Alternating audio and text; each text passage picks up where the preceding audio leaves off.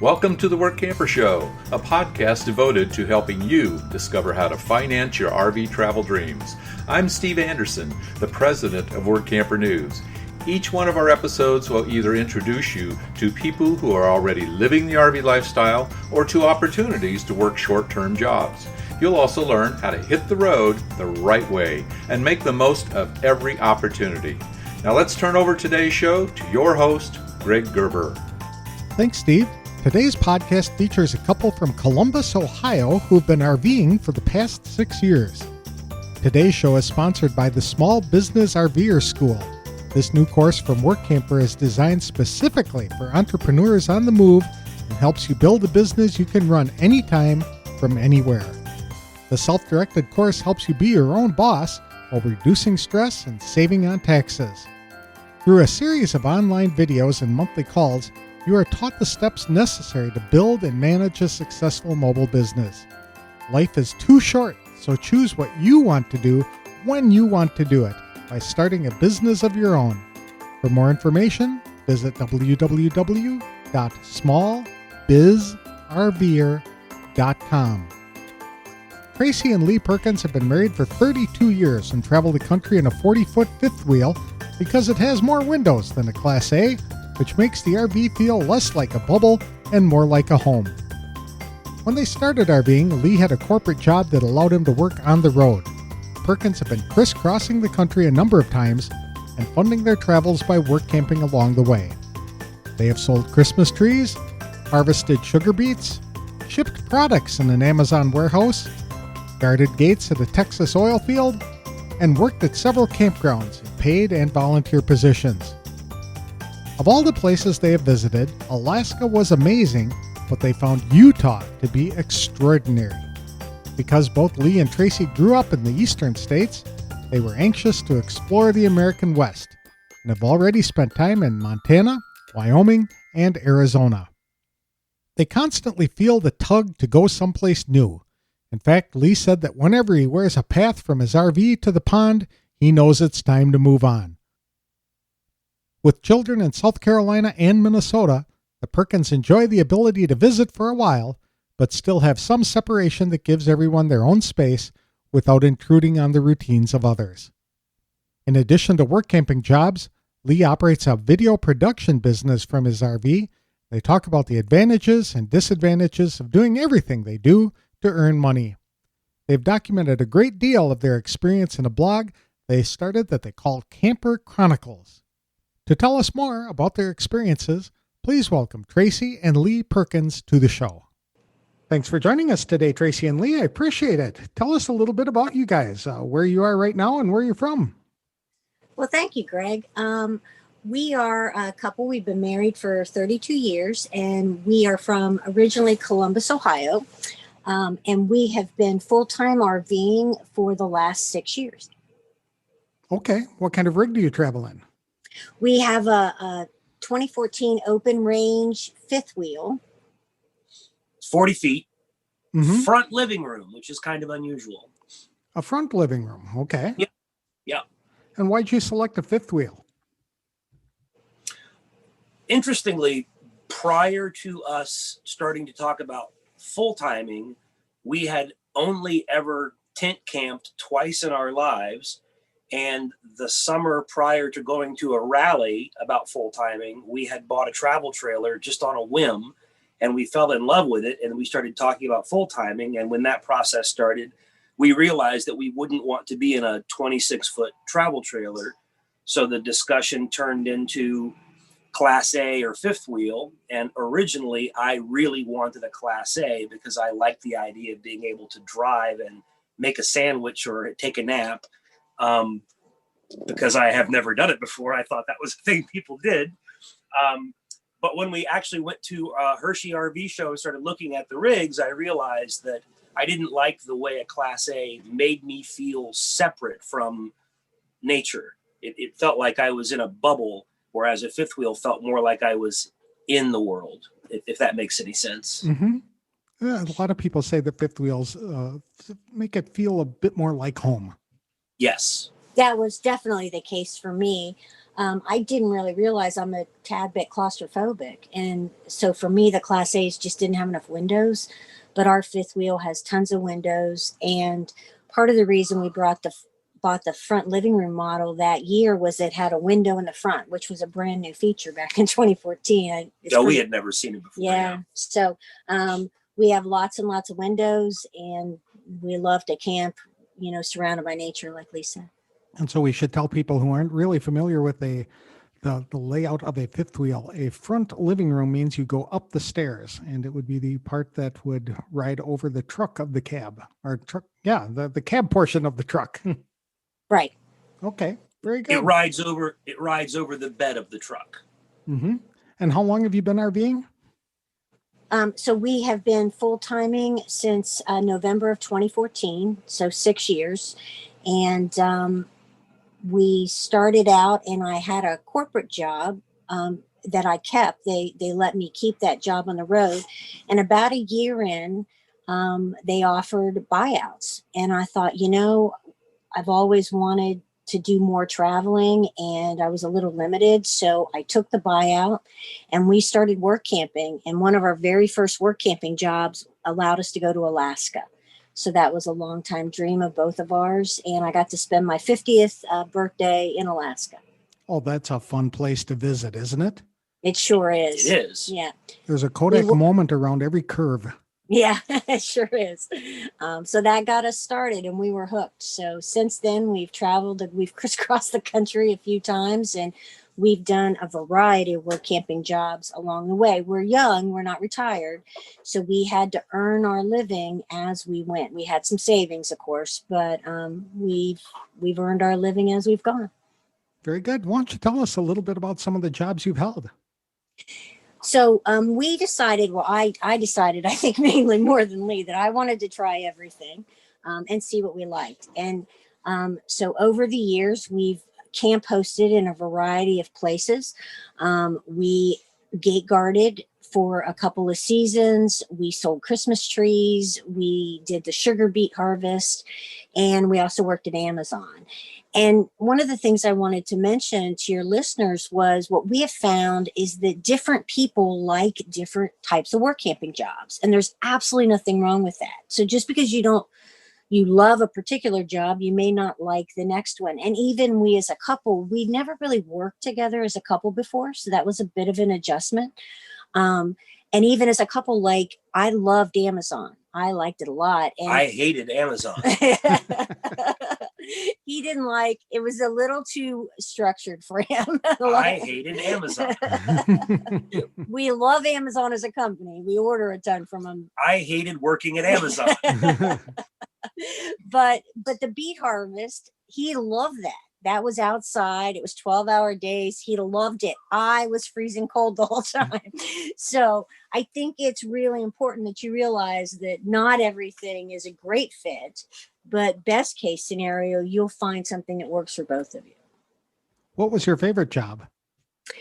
We both like gate guarding quite a bit. I think that there's a lot of independence in that, and we worked opposite shifts, so we had a lot of downtime. And I think we liked that probably the best. We also worked 3 summers up in Oregon for Portland General Electric, and we camp hosted for them and cleaned day use areas for them, and it's beautiful in Oregon. So those would probably be our 2 favorites. Okay. For me, my favorite work camping job, I think I would have to say, was the beet harvest. But we've also done a couple of volunteer gigs. And in our limited volunteer experience, I have found that being a volunteer is a significantly different experience. I felt like we got treated better as volunteers than we did as employees, which kind of stands to reason. But if you have to work to make money to pay your bills, you can't really do a lot of volunteering. Right. Yep. I've heard that from several other people who have said the same thing about their experience volunteering versus work camping. But like you said, you got to pay the bills. Yep. What do you like most about the RVing and work camping experience? Well, so Lee talks about this a lot, but we've never left a position. I mean, we are old school in that, we fulfill our obligation, but if it's not working out, you can move on, right? I mean, the thing about it is if you're in a situation and it's just not a perfect fit, you can move on to another situation, as soon as that contract's over. And also, we really love getting to see parts of the country and live there. Like, I don't like just passing through. I want to get my hair cut, go to the grocery store, get to know people in the area. And so by going and doing a work camping job, you really get to explore a place kind of fully. Generally, we don't go back. We'll go on to a new area, but we did go back to Oregon for 3 years in a row. So sometimes we do. Okay. What are the favorite places that you visited? Utah is my personal favorite. Alaska was pretty amazing, but Utah, we spent 2 1-month stints. So the great thing about work camping is we work camp for about 10 months out of the year, and then we were able to take 2 full months off every year. And Utah is extraordinary. Mm-hmm. How about you? I really, really, really liked Utah, although, to be clear, what time of year you go matters. I really, really enjoyed Alaska quite a bit. But that's because, like you said, every view is spectacular. You almost get sick of how gorgeous it is. The thing that I like the most about the traveling is the ability to kind of constantly not start over, but constantly go see someplace new. After a while, I have kind of, I guess, a thorough way of looking at it. Once I wear a path from the house to the pond, I feel like it's time to move to a different location. That's a good way to put that. I know that when I visited Alaska, it was almost surreal just having that much light out all day long. I mean, you could look across the campground at 2 o'clock in the morning because there was so much light out. Yeah.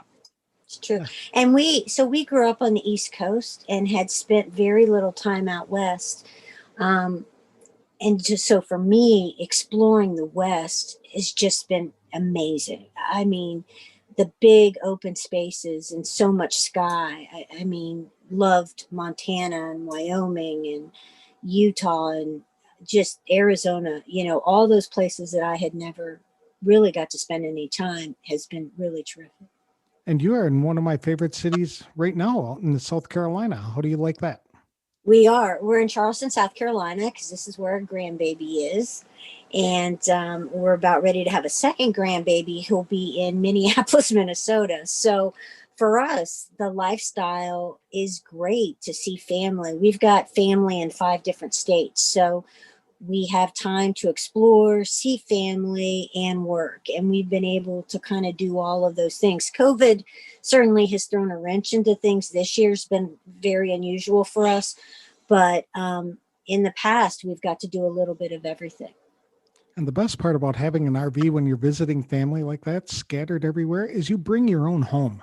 You're not intruding into their schedules and their routines. And it's just a great way to meet the people you love without getting on each other's nerves.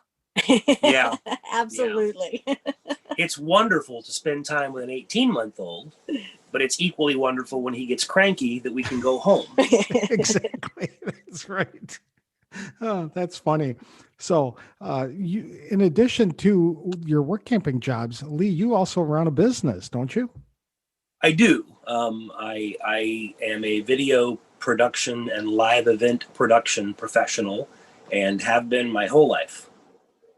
Okay. And that means you are doing like corporate conferences and the big events of the past, right? That we haven't seen too many of in 2020. Yeah, I was just going to say that it's been a while since we did a large scale live event for a corporation because of COVID. It'll come back.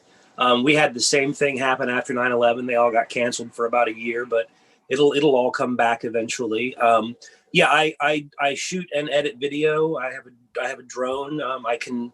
I can do pretty much any kind of video production somebody's looking for. I mean, obviously, the larger the scale gets, the more complicated it gets. But certainly, I can do pretty much the equivalent of what any small to medium sized production facility could do in a small to medium sized town. Mm-hmm. And of the jobs that you've had, what are some of the typical tasks that you've done? I know you talked about the beet harvest, so that was harvesting the beets, and Amazon is entirely shipping packages, isn't it? Or is it, it's Well, also picking product, isn't it? yeah. So for us, our part of the beet harvest was not harvesting beets, but piling them. I ran a piler where the trucks would come and dump them, and then we would put them into a giant pile and just, repeat over and over and over again endlessly for a month.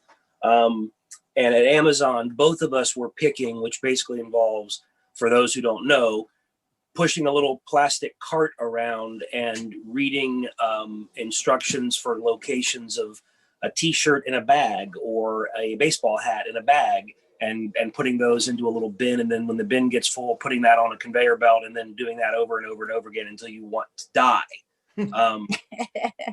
After a couple of weeks of doing that, I tried my hand at packing, which is basically taking things out of those bins and putting them into boxes and bags and sending them down another conveyor belt to go on the trucks and be shipped. And I like that a lot more.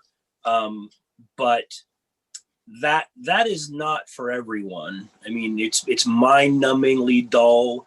Probably the thing that I would say, if I were telling somebody who was thinking about doing it, you need to know ahead of time that you can't take anything in with you. Like, you can't take in a phone or an iPad or an iPod and listen to music or podcasts. So you are by yourself with your thoughts for 12 hours a day, every day, for 7 days a week, for a month and a half or 2 months. I found it super relaxing. Well, her thoughts are not as scary as my thoughts. I thought it was great. I was just pushing my shopping cart and following the directions. I thought it was great. We have also done our share of cleaning bathrooms, and we're not too good to clean a bathroom for sure. One of the most beautiful places we did that is in Estacada up in Oregon, along a beautiful river valley. We have at one point, we ran a campground. We ran 5 campgrounds, and we were the supervisors for that. Lee's done maintenance. I've done office work. We sold Christmas trees. That was like running a mini pop-up business. We had to order, set up the tents, do all the customer service. That was a couple of months. We did that. So we've done it's interesting. You always think, at least a lot of people, I did think, work camping is sort of the traditional Camp hosting. The guy does the maintenance, the girl does the office. And certainly there's a fair share of that, but there's lots of different work out there that you can do in a work camping environment. I agree with that. We also worked for the Bureau of Land Management in California at a Rails to Trails day use facility, which was a volunteer gig, but that basically involved opening a gate in the morning, walking a mile of old railroad trail, picking up, with a piece of equipment, like a little grabber, a litter picker upper thing, picking up little micro litter and cigarette butts and things along this breathtakingly gorgeous trail, and then closing the gate at night. So we had this day use area that was hardly ever used to ourselves all day. We had a beautiful place to live. And the work was really, I would hardly describe it as work unless you want to count walking for a mile on a stretch of, old railroad track, rail bed. I mean, it's just beautiful. Yeah, I think the important thing, Greg, is that really ask good questions. And we learned over time what mattered to us, right? Really think about what matters to you and ask the right questions going in, but understand that you probably can't really know what you're getting into until you get there. And if you're flexible, you'll do better, right, than if you go in with a set of ideas, for sure. It's always exciting. You get to meet lots of new people. And generally there's something about the work that's fun and interesting. And if you, like I said, if you don't want to do it again, next time, go do something else. Mm-hmm. Now, you said ask good questions, and that is very important. What are some of the questions that you typically tend to ask now that you've had some experience work camping? Do you ask your employers before you accept a job? What are some of those questions? So we care a lot about the site, because when we're not working, that matters to us. So making sure you have full hookups and really determining what full hookups is. Sometimes people will say full hookups, but you're actually on a tank, and how often it's going to be emptied matters. Right? She's talking about the sewer hookup. Mhm. So we've had work camping jobs where they are advertised as water, electric, and sewer. And when you get there, what you find is they've dropped a 300 or 400 gallon tank on the ground next to where you'll be parked, which is difficult to dump into, especially if that tank is taller than your sewer outlet, because you can't dump up. Plus, if they're going to empty that thing, let's say you're like us and you take full showers and you wash dishes and you do laundry, you're going to fill that tank up in a week. And if they decide that they're going to empty it once a month, well, now you have a problem. Yeah. That's not full hookups.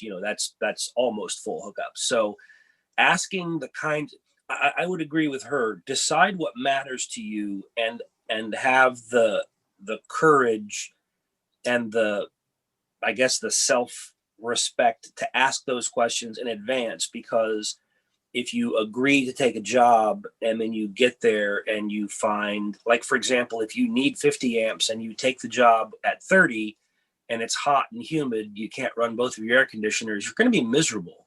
And personally, I think that a lot of people take jobs not fully understanding what they're going to be dealing with on a day-to-day basis. And then after they're there for a month, they hate it and they suddenly develop a family medical emergency and they have to abandon that job, which isn't good for them. It's not good for the person who owns the business.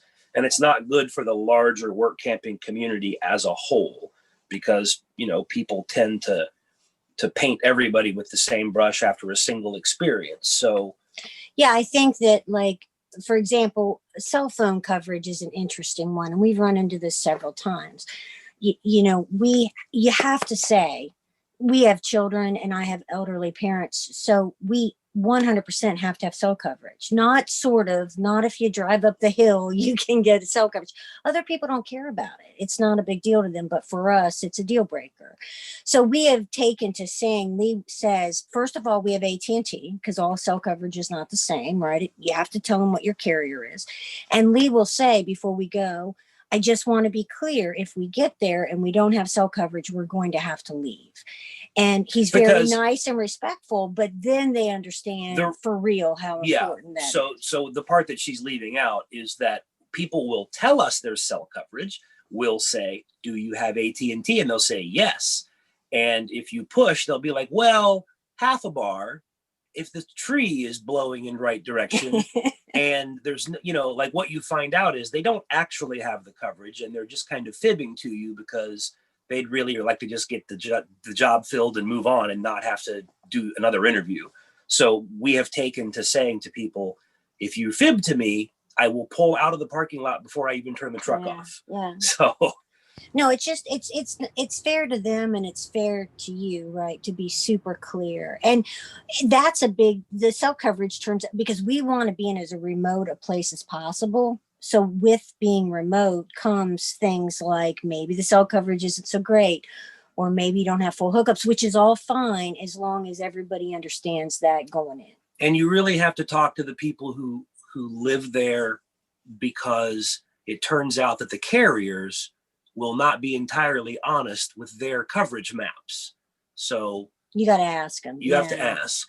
And so one more thing I just wanted to mention, like grocery store, we have done several gigs where the closest grocery store was over an hour away.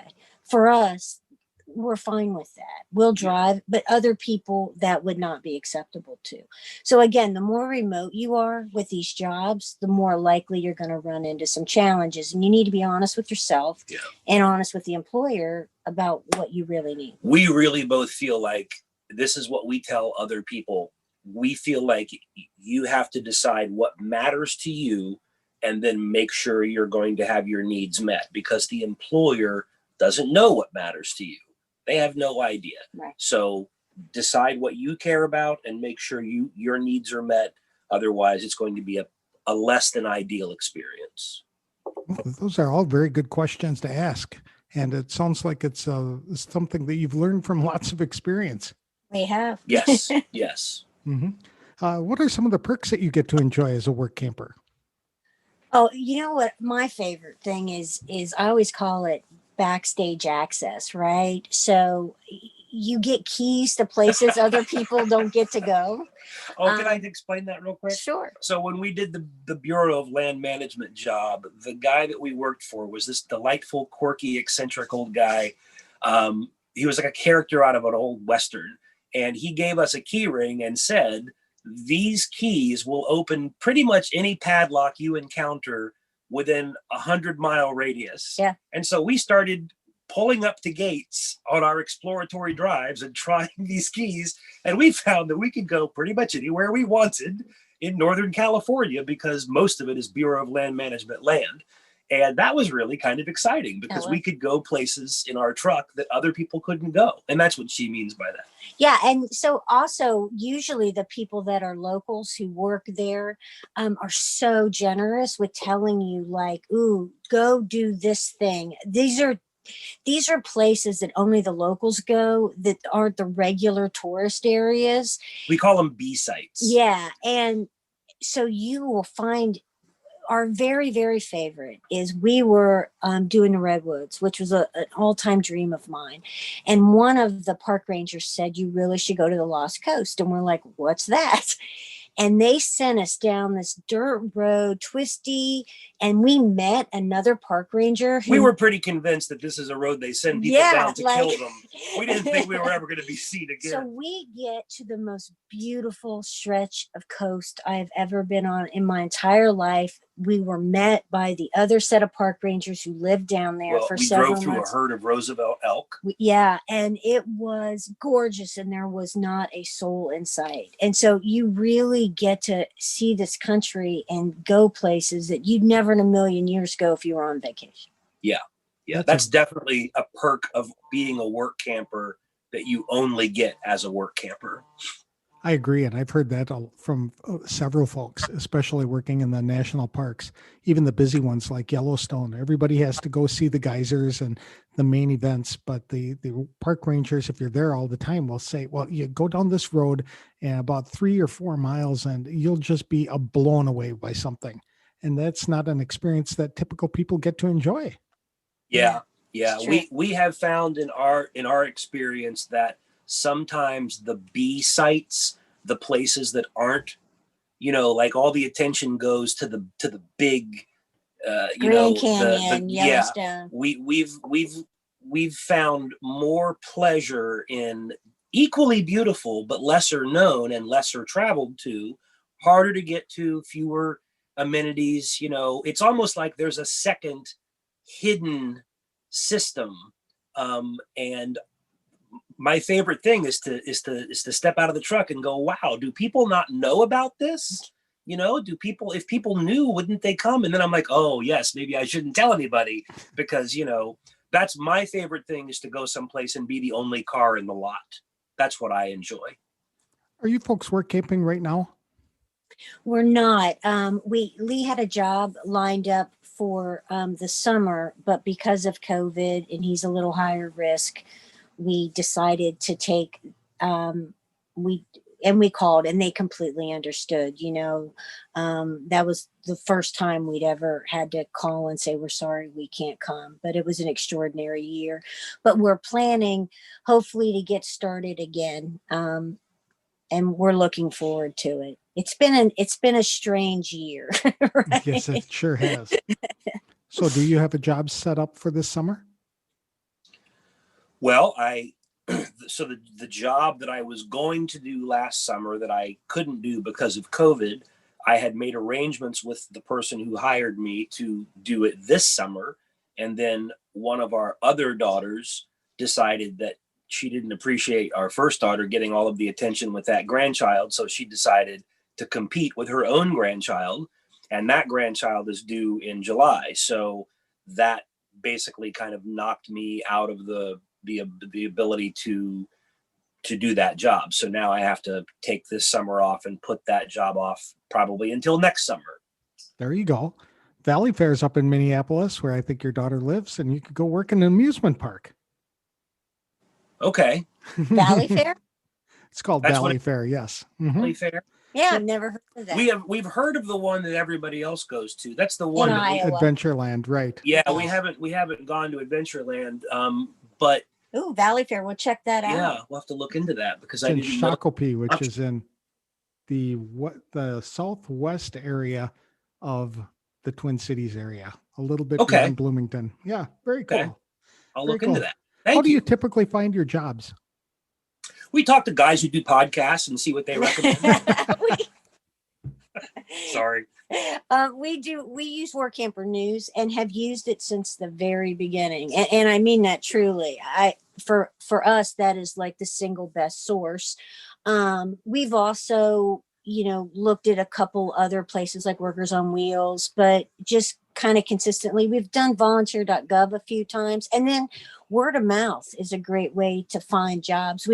The job we had in Oregon, somebody actually sent to us. Yeah. And we went several times.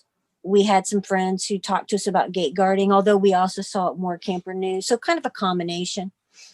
Now, do you look for a place to work and then travel there to do that job? You want to go to a specific area and look for a job? That's a great question. The answer is when we started, yes, that's how we did it. In the beginning, we picked a place and then found a job. 2 things. Which one? We picked a place first and then found a job in that area. But I think now that we've kind of been more places, we're willing to go where interesting work is. I think that's kind of flipped for us. Does that make sense? It sure does. Yes, absolutely. Because you are married and you've been doing this for such a long time, do you have any advice for people on how to maintain that relationship?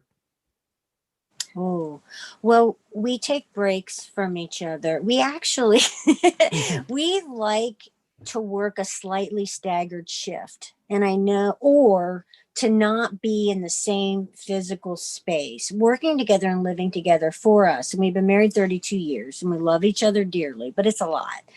So we either will do a slightly staggered shift, which employers have been really great about. Like he'll work 9 to 6 and I'll work 10 to 7 or something. Or we, again, just are kind of separate during the workday mainly. I think. What do you think? You've probably got something.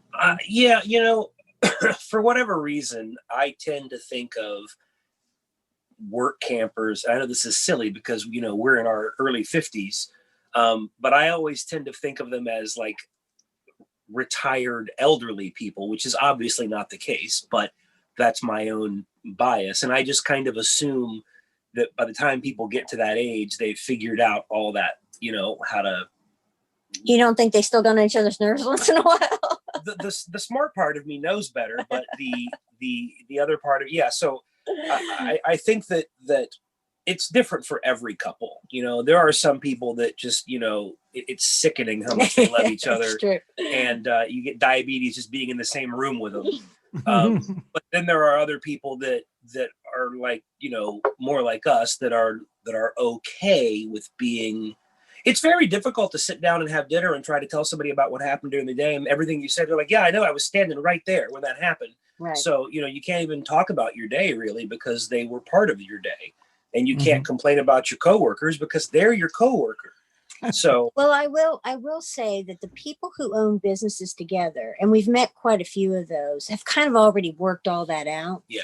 So it's just important to know that working together, if you've never done it before, does require some conversation and adjustment. Yeah, it takes some adjustment, right?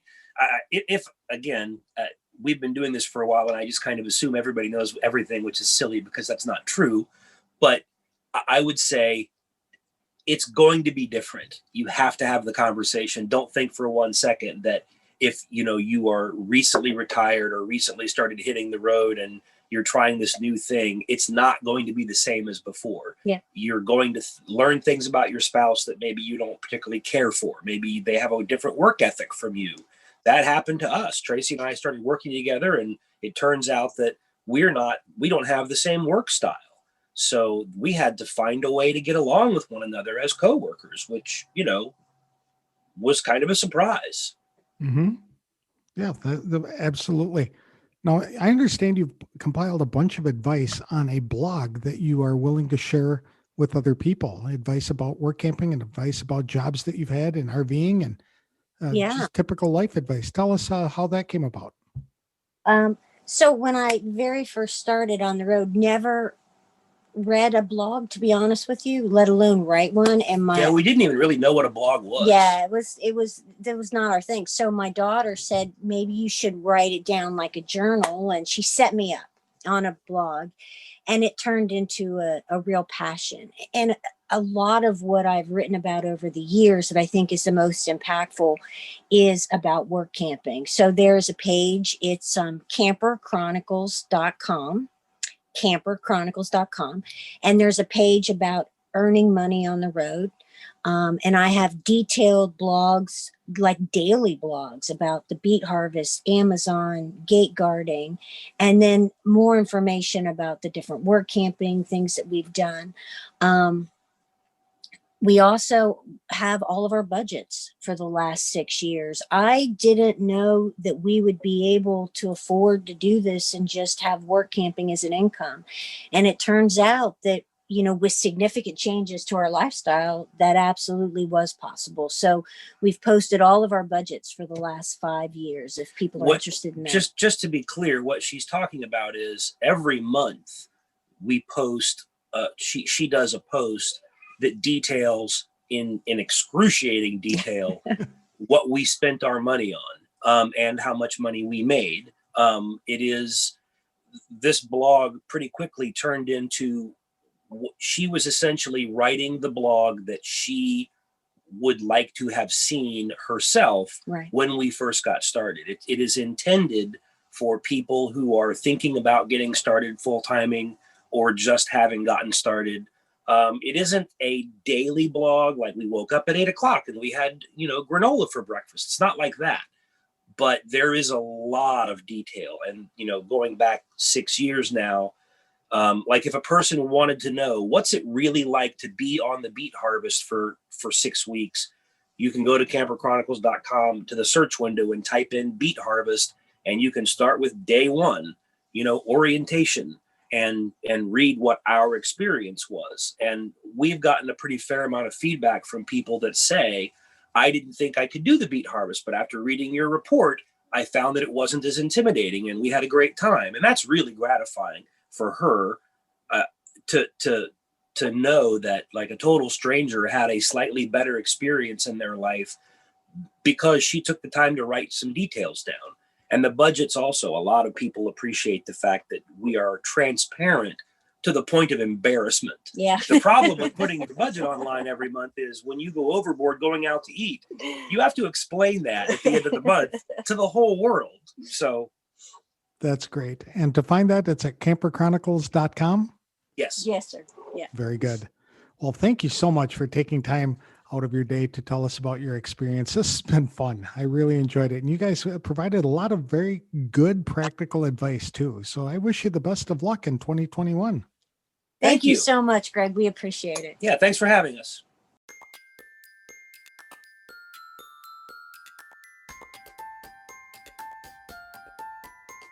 Tracy and Lee Perkins have enjoyed a lot of incredible experiences while RVing.